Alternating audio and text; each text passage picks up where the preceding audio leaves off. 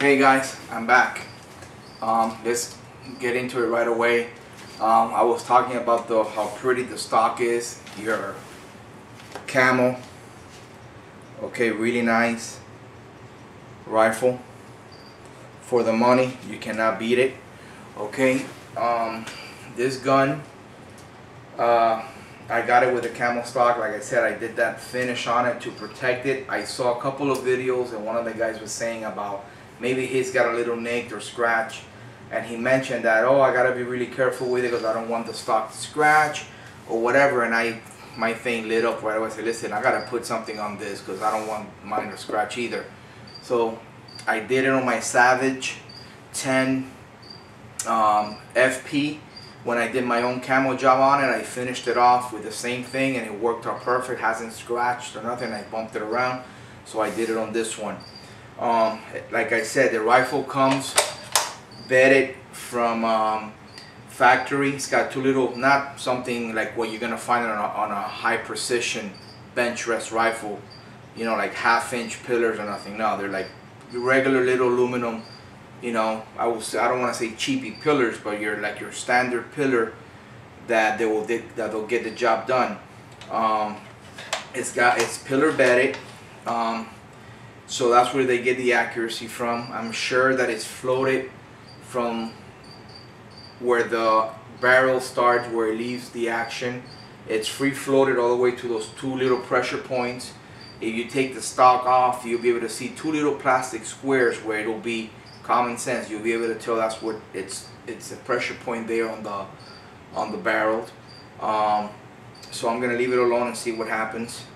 I thought that the trigger guard was metal. It's not. It is like a pretty heavy, you know, plastic. But again, I asked the guys from Marlin. They said, listen, we try to do everything we could to keep this rifle under 7 pounds. And that was one of the things. The less, you know, pretty much metal where you really don't need it, the less weight. This is a rifle to be used to be, you know, being shouldered through the woods, through the brush. So we try to keep the weight under 7 pounds. The action is completely super smooth. This bolt just falls back by itself. Doesn't hang up. I actually put like some rounds on the magazine. It has a 4-round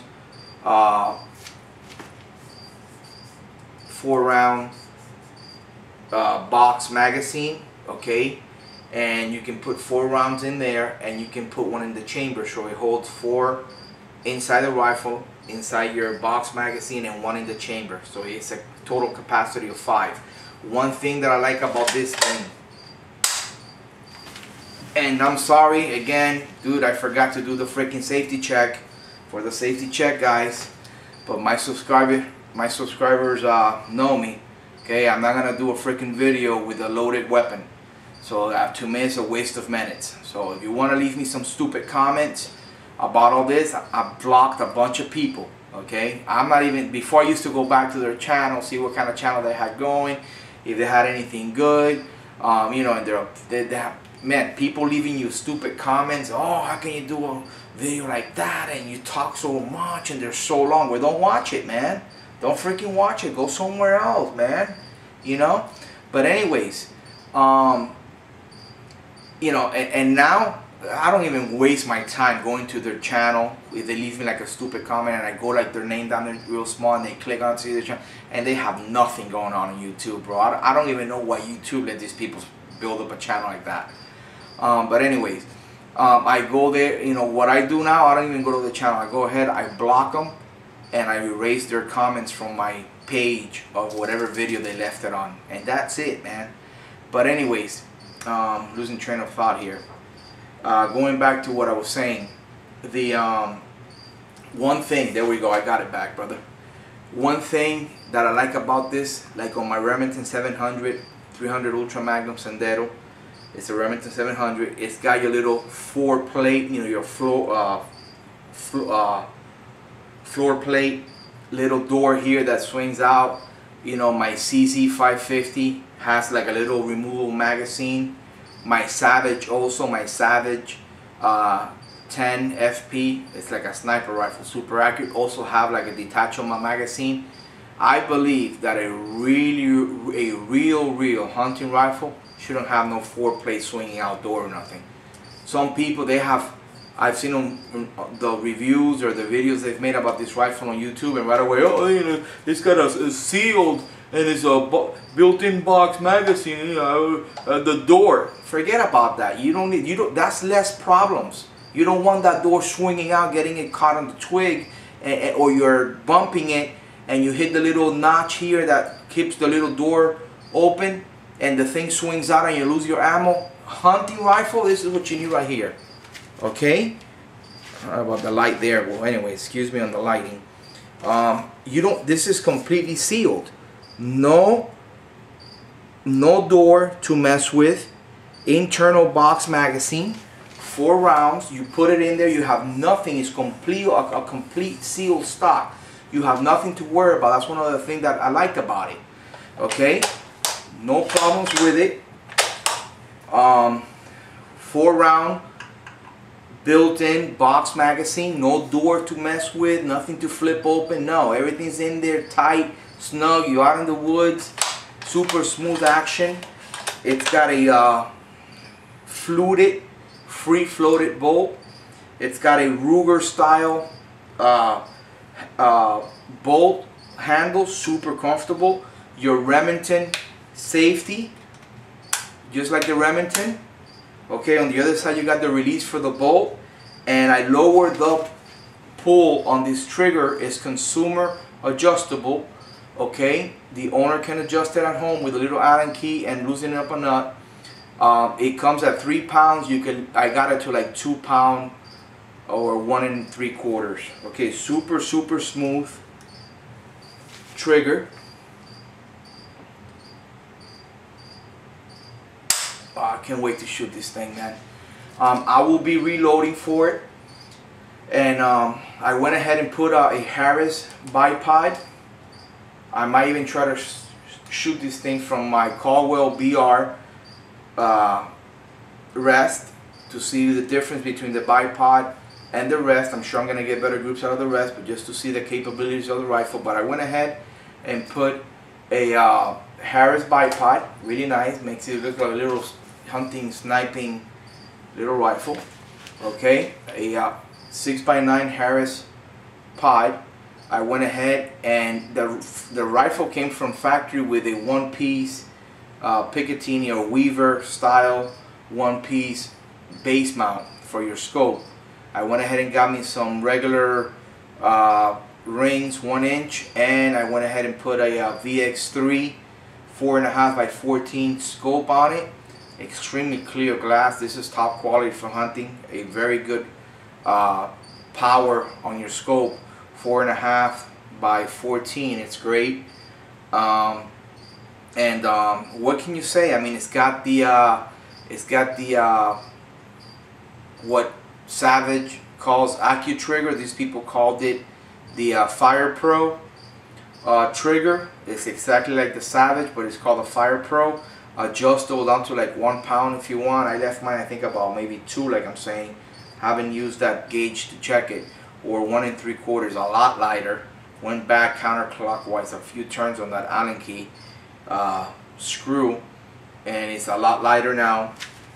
And super smooth action. I love the action. I love the bolt. I went ahead and I polished the bolt. I don't know if you guys can see it there. I polished the bolt. Really nice.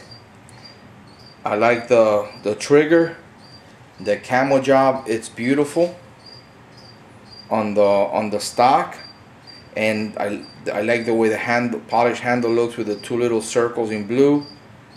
Okay, loopholed glass on it. Okay, 22-inch barrel, 22 long inch barrel. Really nice. The rifle is extremely light. You can maneuver this rifle with 1 hand, no problem. Super light, feels great. You can't beat it. For the price, you cannot beat this buy. Okay, don't go spending $700, $800 on a Remington 700. If you have the money, you want to go to Remington, yes, you might say it's a better rifle. It depends what you buy it for.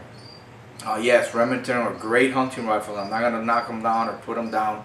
But for the money, remember, this review is just to bring this thing out and show you guys what will buy you for $300. I've heard that this rifle has sold in different states up north for like $280, $260, even $250 when they first came out. Now that they're getting a little famous, people know what they're offering, what Marlin's offering, they're going for a little bit more money. So fly to the store, buy it. It's gonna be a nice shooter, guaranteed. Every review that I've seen on this rifle on YouTube, on the XL7 or the XS7 for the shorter action calibers, they are tack drivers, man. They shoot under an inch, and these are guys shooting with factory ammos. They're not reloaders. They're not reloading for it. Mine is in 308 Winchester. I love that caliber, 308. Oof, I even have my bench rest on that. If I'm thinking of building another bench rest rifle, it's gonna be on 308, just a little different. That caliber is awesome. You can hunt any North American game with that, and especially if you reload for it, it's extremely accurate. So every review that I've seen or every video on this rifle, on this gun, on YouTube and even on regular on the internet, go to Google's and put reviews XL7, you're gonna see that this rifle is extremely accurate out of the box. It will shoot under an inch, okay, 1 MOA, and it is extremely light, 22-inch barrel. Overall, the gun is really short and handy.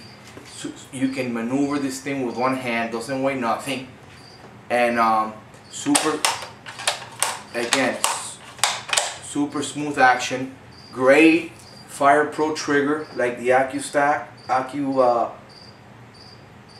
trigger from Savage. Okay, outrageous gun. Don't buy nothing else for $300.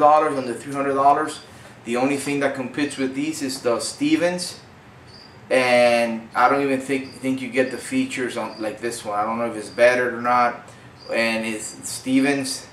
The one that competes with this one is the same thing as a Savage 110, but you're getting a rifle for $300 or less, pillar bedded, with a bunch of features, different calibers. They even have the big calibers. I think even they make one 300 Magnum or something. Now let me ask you, let me tell you this before, because I'm running out. If you get the big calibers, expect a lot of recoil. The barrel's gonna get a lot hotter. You're gonna have to wait in between shots more to cool down.